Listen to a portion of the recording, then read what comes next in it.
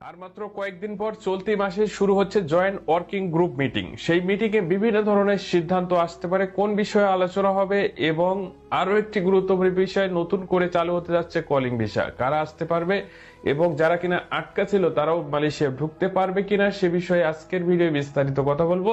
আশা করি ধৈর্য সহকারে ভিডিওটি শেষ পর্যন্ত দেখবেন।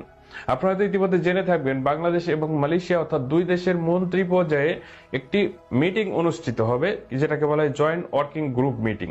সেই মিটিং এ বেশ কয়েকটি বিষয়ে আলোচনা করার সিদ্ধান্ত নিয়েছে। তার মধ্যে এক নম্বরে রয়েছে বাংলাদেশ থেকে যারা কিনা কলিং ভিসায় আসতে পারেনি, অর্থাৎ লাস্টে যে তারিখ কিনা মালয়েশিয়ার শেষ তারিখ ছিল তার মধ্যে ঢুকতে পারেনি, তাদের মালয়েশিয়া পুনরায় ঢোকানো যায় কিনা কিংবা তারা আসতে পারবে কিনা সে বিষয়ে আলোচনা হবে। তার মধ্যে এটার মধ্য দিয়ে একটা বিষয় পরিষ্কার, যে টাকা পয়সা দিয়েছিল টাকা ফেরত দেবে, সেটা কিন্তু আর দেওয়ার কোনো নাম